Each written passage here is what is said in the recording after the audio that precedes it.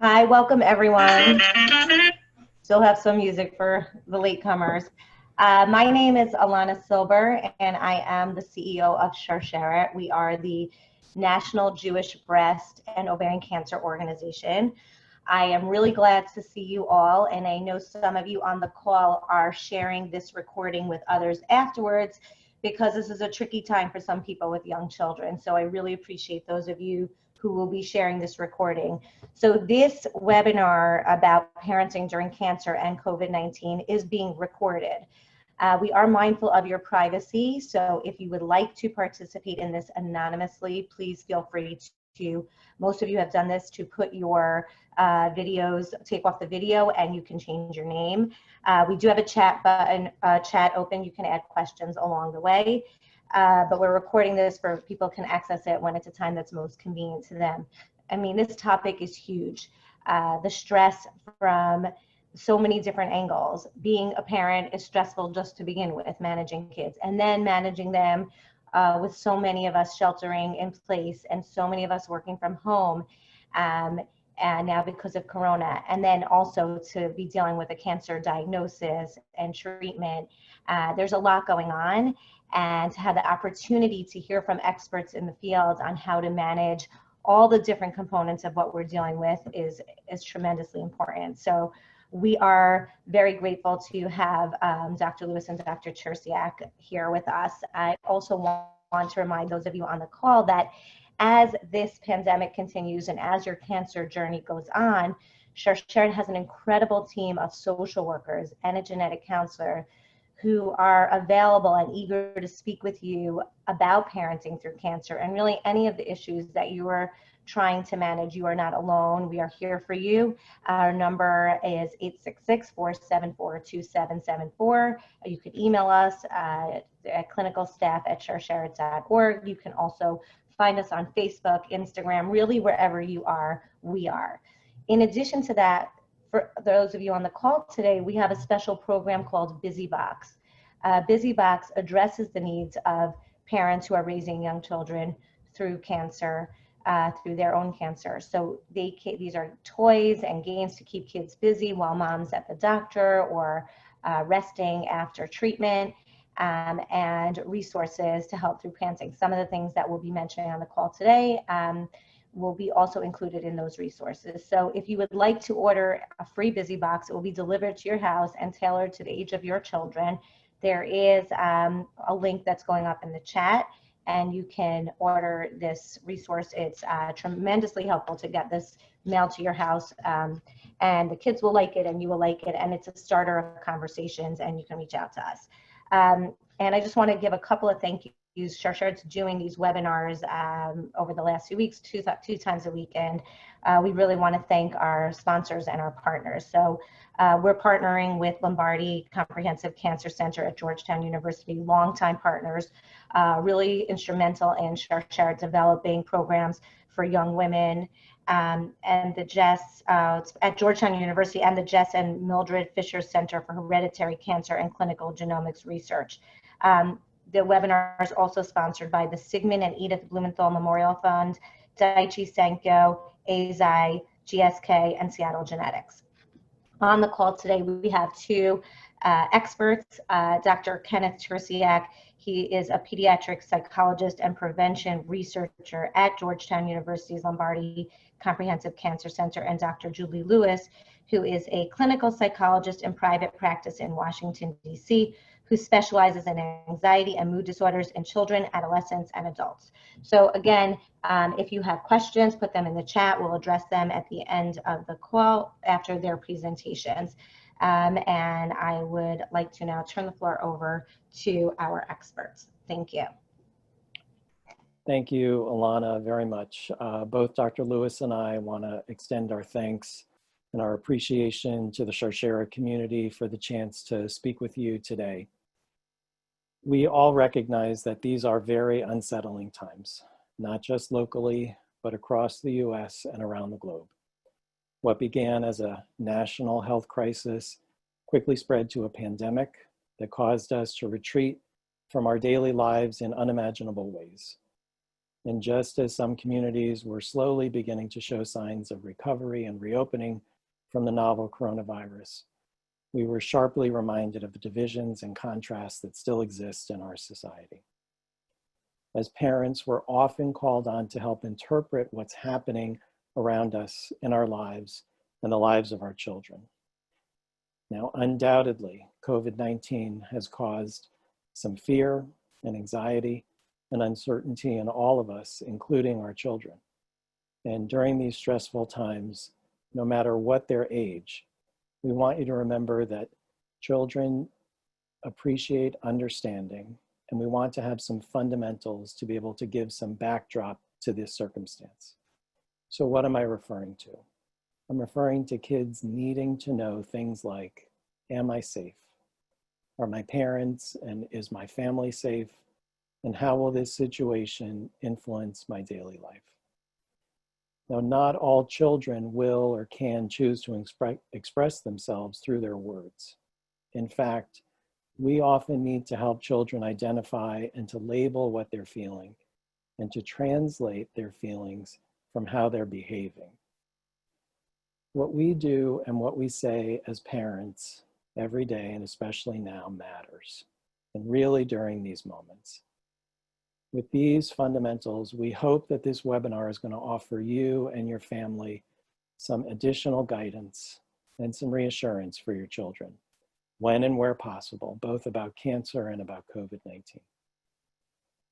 So as parents, we recognize that it's important that we talk with our kids about issues that affect our health, and that we take the time to address children's concerns in ways that they can appreciate and understand. So Dr. Lewis and I both want to share some background information that we think is useful in having conversations about family health, such as the ones that I've referred to. So being a parent and having cancer often brings up a lot of worry in the family about health, about safety, and especially about what the future holds. COVID can act like a magnifying glass on that worry and on that uncertainty. And although it might seem hard to find the right ways and the right things to do to help support your children, we want you to remember this. When it comes to your child, you are the expert. You know their behavior best, and that includes what they need.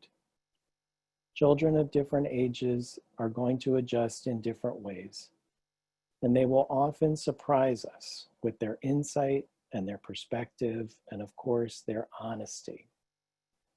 It might help everyone to hear this, and it really bears repeating. There is no one right way to talk with your children and your teenagers about cancer. What is most important is to be honest with them. Now, here at Georgetown, we do a lot of work counseling with moms who carry BRCA and other cancer risk genes. Some of them are also going through treatment for their cancer. Others are in recovery and in survivorship. Some may be preparing for a surgery or a prophylactic surgery as well. All have been empowered by their genetic knowledge. Time and time again, we've learned how difficult it can seem for parents to share with children the news about a harmful gene change, or a cancer diagnosis in a parent or a relative, or even a recurrence in the family. Adults sometimes work furiously to try to protect children from this type of information by not discussing it. We know that kids are very perceptive. When we try to avoid things and not openly discuss them, they may inevitably sense that there's a change in the family. And sometimes their imaginations might be more scary than the truth. There are resources that you can turn to for support, in addition to your healthcare team. And this might be the right time to ask for that support, especially when you feel that you need it. The bottom line is to think about how you can involve your children in healthy ways and to let them know what's happening. Keep those lines of communication open. especially in times like this. In some ways, these principles that we want to talk with you about regarding parenting during cancer can also serve as models for how to assist families in times of other crises, such as this COVID pandemic. And although no family wants this to feel familiar or comfortable, or for it to be the new normal, the everyday reality for many families dealing with cancer is that unpredictability and vigilance toward their health are already part of their everyday lives. Now, for children, we feel that physical preparations can be equally important to any emotional preparations that we do. When I speak with families, I ask them, how can we turn what's happening right now into a source of strength for your kids? To give them a chance to demonstrate their resilience, to validate their frustrations, but also to help them find a way to take control of a situation and to give them a sense of purpose. This may look different in your family than from someone else's. For some children, that might mean being an extra helper to a parent or to a sibling or to a family member. Perhaps it means them taking on a new responsibility around the home, or looking outward to the greater community at large, volunteering by writing thank you letters to mom or dad's healthcare workers at local hospitals, or even donating time to cancer and COVID causes. There are lots of ways that children can be part of something bigger, and that helps them connect their experience at home to what's taking place outside. Through acts of doing and giving back, it can help children to maintain their feeling of stability and good mental health during unpredictable times. I want to talk about anxiety. It seems as though this word has unfortunately become part of our national vocabulary, but I do want to make sure that we're all on the same page. So what do I mean when I say anxiety? It's an emotion, it's feelings of tension, and it's worried thoughts. Anxiety can also be more than feelings. It is a byproduct of our body's natural fight or flight response. And that's something that protects us when we sense danger or a threat. We've all experienced it at one point or another. A pounding heart, sweating, stomach upset, and more. As parents, it's important that we're listening for, and equally important that we're listening to, our children's anxieties. In a moment, I'll turn this over to Dr. Lewis, but before I do that, I want to make a few comments about some ways to help children control their general anxiety during times of change, be that a cancer diagnosis in a parent, living with concerns about COVID, or adjusting to a new normal way of life that maybe doesn't involve as much socialization or schooling or outside activities. The first is to ask your child what they know about COVID-19 and to provide basic information. Chances are, by now they think they've heard it all, but I would ask you, have they? There will be some myths, and you can help dispel those myths by focusing on the facts. The Centers for Disease Control and Prevention has many, many useful resources online, including a page that's devoted to keeping children healthy during the COVID-19 outbreak. It has good information for parents that they can share with their children. An important component of that is our second point, which really relates to prevention. We want you to be a role model for your children in many ways, and to be a role model for actions that they can take now. That includes the basics: washing hands, using hand sanitizer, wearing a mask, practicing social distancing, and following the other CDC guidelines. Children look to the adults in their lives to set those examples, and that includes during this time as well. A related point is to manage your own feelings about what's happening in the world right now, and not to let your anxiety become contagious in your family. We would encourage parents to talk it out with a spouse or a partner, a friend, a peer supporter, and to take advantage of the resources that are available to help with some coping skills and adjustment to cancer, including those that are offered by Sure. In doing that, we want to acknowledge that children have legitimate concerns right now, and it is okay for them to be concerned about themselves and for them to be concerned about you. Showing empathy for other people is an important quality. And having that ability to understand and to respond to other people's feelings, it's a fundamental part of growing up, like learning to read.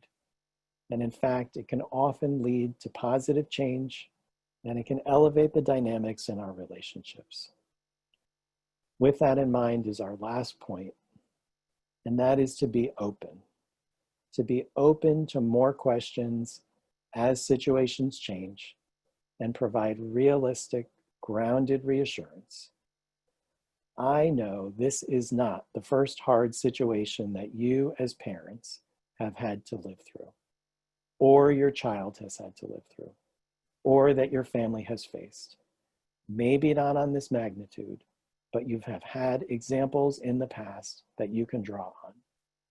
Raising school-age children and teens, it gives you lots and lots of practice, not only about what to say, but also how to say things in ways that you can predict how they may respond. We've all made mistakes. We've all been there, but hopefully we've learned some lessons from those past missteps about how we can do it better next time.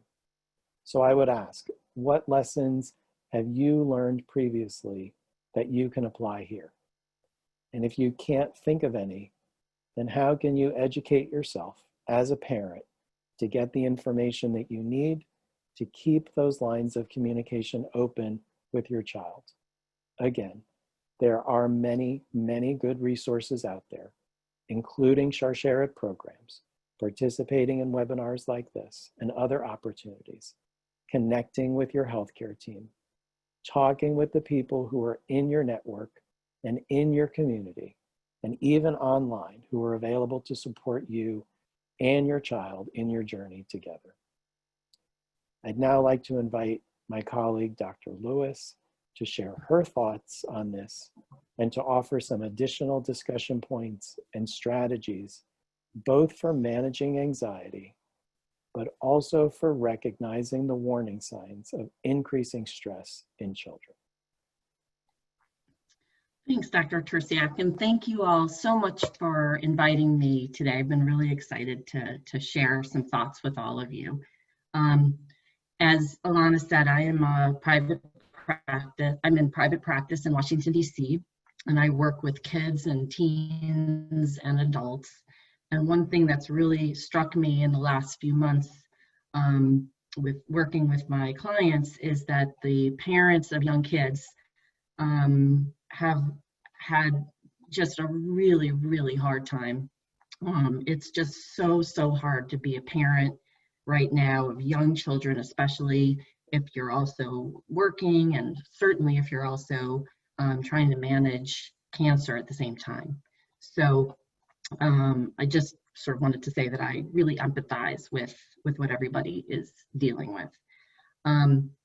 My part of the talk today, I'm going to quickly just go over some good general parenting practices to keep in mind that are just sort of always good practices, but especially now. And then I'm going to go over some strategies to help manage anxiety. If you're seeing some anxiety and worry in your children, we're going to talk about some good strategies to help with that. And then finally, I want to talk about some red flags, some signals that your child may need some professional help so that you'll kind of know what to look for. So some of what I'm going to say is a reiteration of some of the things that Dr. Tercyak said. In terms of good parenting practices, we definitely want to bring our empathy hat out. We want to validate our kids' feelings of fear, of boredom, frustration, grief, sadness, right? There's been a lot of losses. And it's okay to let them know that they're not only entitled to those feelings, but you may share them too. So I think empathy is just really, really, really important right now. Optimism is also important to convey, that you have confidence that you'll get through this together. And as Dr. Tercyak said, you are, your families have, and also that tough times can often bring out the best in people. So it's important for kids to hear that you're optimistic. A third point is something called collaborative problem solving. When there are problems that come up, like too much screen time or some sibling conflicts, which I'm sure a lot of people are experiencing right now as we're all kind of stuck at home, it's really important to invite kids to join into the problem solving process, so that you can have your list of ideas of how to solve a specific problem, and they might have their own list, and you can get together and talk about how those lists overlap.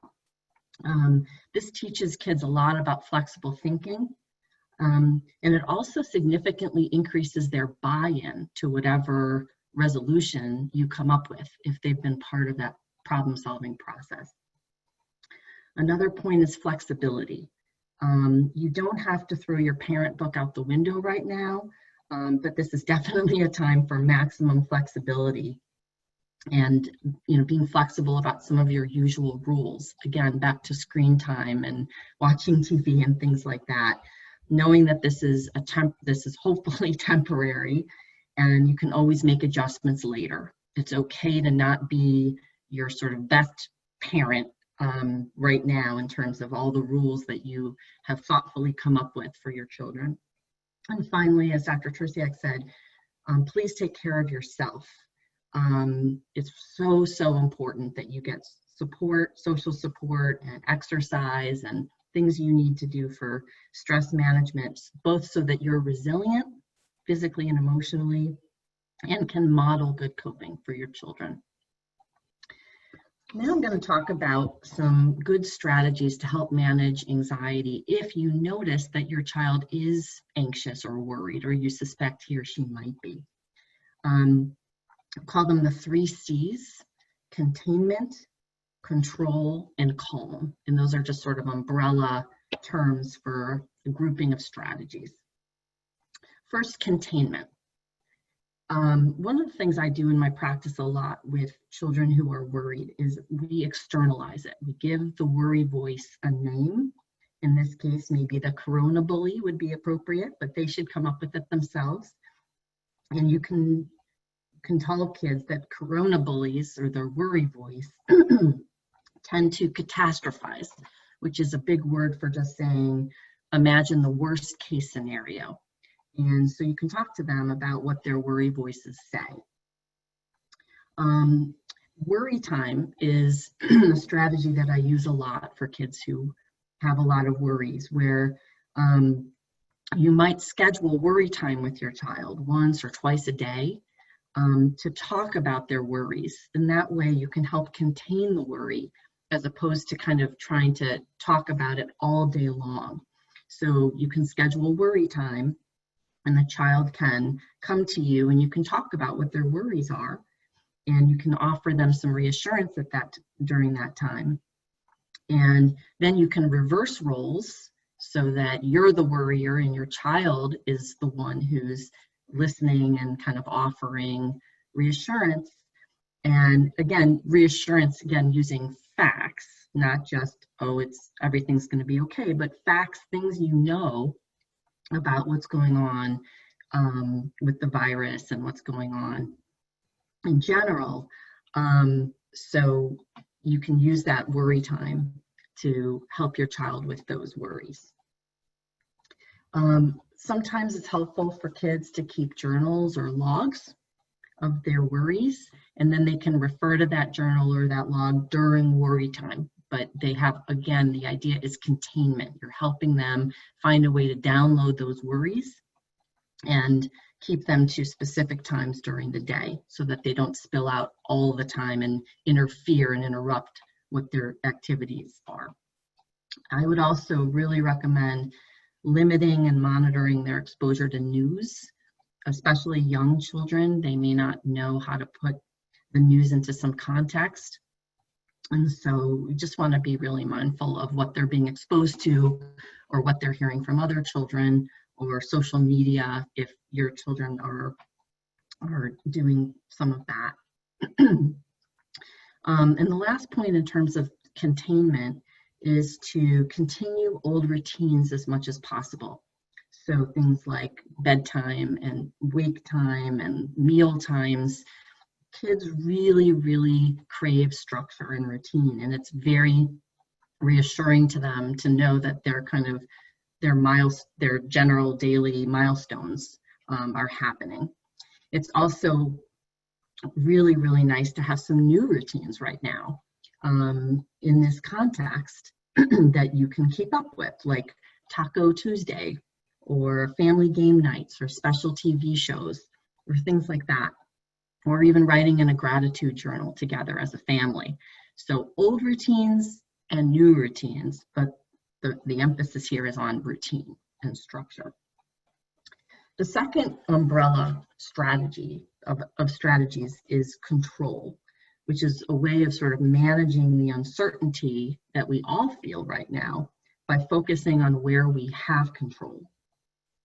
As Dr. Tercyak said, we certainly can talk about where we have control in terms of our risks of getting sick, control in terms of taking safety precautions like masks and social distancing and things like that. We can't say for sure that we won't get sick, but we can focus on the ways that we're mitigating that risk. As I mentioned before, healthy sleep and eating habits and those kinds of routines are really, really important ways to focus. Getting exercise, making sure their kids are getting outside, and just taking care of themselves. Connecting with friends in creative ways is a really, really useful way of managing anxiety. I've heard about all kinds of really creative ways kids are getting together with friends, such as playing games on Zoom, sharing books or toys amongst like a group of children or families, taking bike rides, going through sprinklers. As the summer goes on, there may be more and more ways to do that safely. Empowering kids to help with family tasks like cooking, cleaning, and things like that. As Dr. Tercyak said, kids really, really like feeling like they're helping and that they have a really important role to play in the family. And so it's really empowering to give them jobs. It's also, as Dr. Tercyak said, it's nice if they can get involved in community in some way, helping collect donations or helping with elderly neighbors.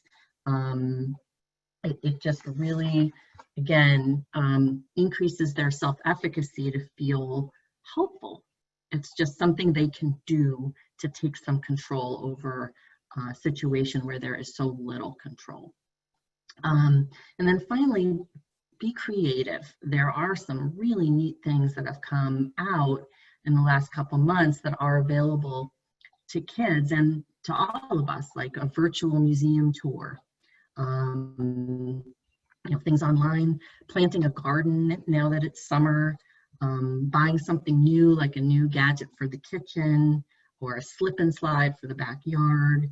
And I have friends who even hired a magician to entertain their family on Zoom. So there's all kinds of interesting ways of being creative right now. And finally, the last category of strategies is calm, ways to tell our nervous systems that it's okay to be calm and to relax. There's yoga. There are ways to do yoga as a family. Just finding a video or a YouTube channel that can help you set yourselves up with some yoga. Mindfulness or meditation apps that you can put on your phone. Some of my favorites are Insight Timer is a nice one for kids, Buddhify, and there's another one called Calm that I really like, that has all kinds of interesting and good mindfulness scripts on that app.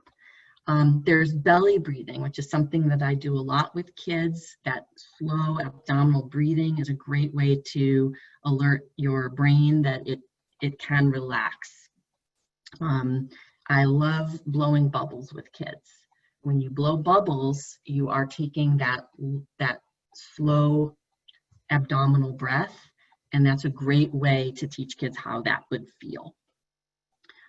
Listening to music, reading, doing art projects or drawing or coloring. Those are all great ways to slow down and try to relax. And most of all, using humor. That's such a great anxiety buster. If you're laughing, you're not likely to be so anxious. And finally, I just want to talk briefly about warning signs, or what I call red flags, that your child is really struggling and may need some professional help. And these are signs that aren't sort of one-off, rough day or rough night, but sort of persistent over time. The first one is that the intensity of anger or sadness or frustration or tearfulness is really out of proportion to the trigger. Two, the child repeatedly asks for reassurance, often in the form of what-if questions, and can't seem to internalize the reassurance that you give, that you find yourself consoling your child a lot. That would be potentially a red flag. Another one is physical symptoms that might include headaches or stomach aches that may be connected to certain triggers, like, again, being exposed to the news, or you coming back from your treatment, or whatever it might be. But certainly headaches and tummy aches can be signals of anxiety, but you have to do some detective work to figure out what they're connected to. Sleep disruption is a big one for kids. Frequent nightmares, requests for you or another parent to sit with the child until he or she falls asleep. That can be a sign. And then finally, excessive avoidance of things that your child would normally do, including things they really like to do, like playing a favorite game or connecting with friends or grandparents. If you find yourself in the role of coaxing your child to do normal activities, that might be a sign that he or she needs some extra help. So those are some thoughts that I wanted to share. Thank you so much, Dr. Lewis and Dr. Tercyak. Just a reminder for anyone on the call, if you have any specific questions, you can put them into the chat. But we did actually get a few in advance, so I'm going to pose those questions. And some of these you addressed, but specifically, they wanted some good ways to encourage independence in an 11-year-old girl who's dealing with concerns for her mom, and also that her social world has abruptly changed. She has a distance learning and camp is canceled, and she doesn't know how middle school is going to go. So is there any way to encourage independence? These are things, a lot of things that you spoke about, we're doing it together. What can we do on their own? Should I take this one, Dr. Tercyak? Sure. Okay. So yeah, 11-year-old it's such a great age, because an 11-year-old is really capable of doing a lot of things independently, but also still pretty connected, can still play games and do a lot of things that younger kids enjoy. I wonder about if an 11-year-old would maybe be able to come up with ways of helping either friends or neighbors with their younger children. For example, coming up with like camp ideas or something where they can maybe on Zoom, like do a magic show or read a book, read a story to a younger child. You know, doing something like teaching a craft or teaching a skill, either, you know, so in a social distance kind of way in a backyard or even over Zoom. I'm sure a lot of parents with young kids would so appreciate having having an entertaining 11-year-old help them with their young kids. Another thing that I had mentioned, sort of helping with donations, helping with their community and elderly neighbors, feeling really helpful. Another idea is maybe keeping a COVID journal. I don't think I mentioned that before, but that's something I've been really encouraging kids to do. Writing down their own thoughts and feelings and experiences, clipping newspaper articles or images that they've gotten off the web. It's a great way of keeping busy right now and doing something meaningful. And I also think their future selves will really thank them for it. I think it's going to be a really important time for people to document their own experience though. So those are some thoughts I've had. And Dr. Lewis, you had brought up the red flag. So if someone is identifying that their child has something that might need professional help, what's the best way to go around it? And also to find someone, we don't want to ask our friends. And are you finding that now with the easing restrictions that they're doing face-to-face, or this would also be another thing that they would put their kid on Zoom who may even be experiencing Zoom fatigue? How do they interact with the professional? Yeah, well, I'm certainly still doing telehealth. That seems to be the best practice right now, to continue to see people over Zoom. And it is hard. The Zoom fatigue is real. I think it might be easier now that kids are generally done with school and are no longer being asked to, you know, do school online. But I do think most therapists probably are practicing telehealth right now. The good news is it's easier to find people because people have a little more flexibility and you don't have to get yourselves to an office. In terms of how to find somebody, a lot of pediatricians keep lists of therapists in their, you know, in their offices, and they can try to help you find someone. Psychology Today runs referral lists in that particular online. You can just go to Psychology Today and look for referrals. The Anxiety and Depression Association of America has a list of referrals specifically for therapists who focus on anxiety and specialize in that. And then there's local mental health resources that I'm sure would be helpful in terms of finding somebody. Okay, and Sharsheret social workers, well, we don't work with the children, we can work with parents to provide coping skills. A question just came in online. What advice do you have for parents with a 14-year-old adolescent, especially when they do not want to be cooperative? Yeah, well, we could do a whole other talk on adolescence because I think it is different, you know, having teens and right now. So again, I go back to the collaborative problem solving. If you have a teenager who you think should be doing things they're not doing, or you know, there's lots of conflict, the main thing is to build a collaborative relationship with that teen, because if you try to impose something on them, it will often backfire. So, but I'm happy to, we can talk more about teens, but I do think that is it's a different talk.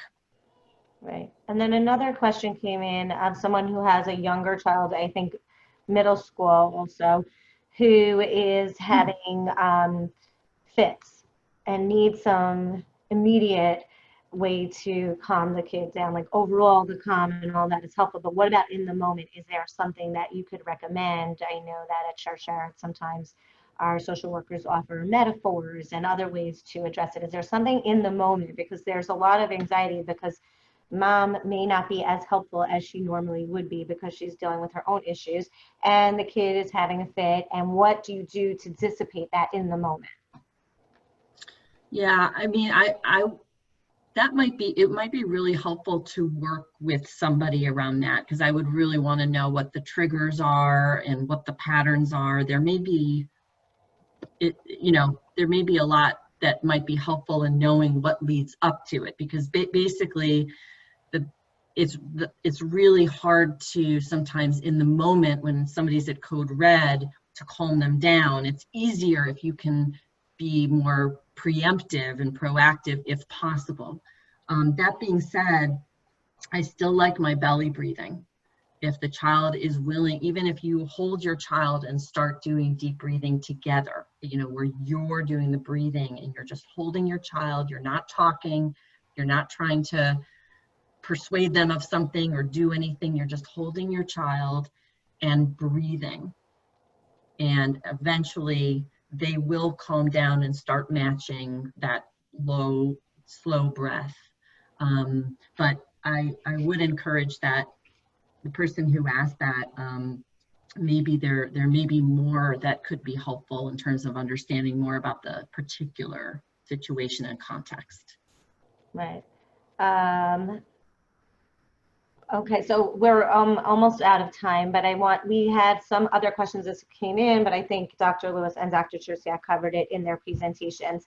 And if you could send out the list of those resources, we'd be happy to share them when this is recorded on Shareshared's website. Also, all of our webinars, including today's, will be posted. Shareshared has a special section on virtual resources. And we also have, speaking to what Dr. Lewis said, we have some younger people who are doing some storytelling and activities. So I think in addition to the physical busy box that you will order from today's webinar or anytime, we also have some virtual busy box activities. So if there are some of you on the call with younger children, that might be another resource for you to already start to put to good use the tips and tricks that Dr. Lewis and Dr. Tercyak shared with us. I know these are very high anxiety times and we're not going to solve the problem in 43 minutes, but we are bringing it to the forefront.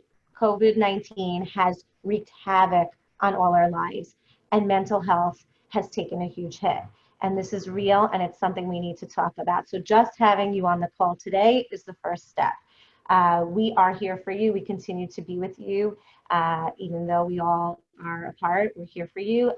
All of our services are available online by telephone from the safety of your homes or your offices if you're allowed back or wherever you are.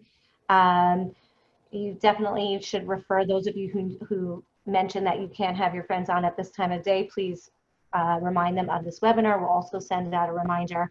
We have upcoming webinars in the next couple of weeks. So keep an eye out, one about caring community, creating a caring community for those in need. That's June 16th. And also Beauty Hacks, which is a demo and Q&A with Sephora's Brave Beauty in the Face of Cancer, their team. And that's June 18th. So we're doing a combination of these very educational and experiential webinars to keep you up to date, keep you calm, address your anxiety. But anxiety is real and it's okay and we can help. So we wish everyone continued good health.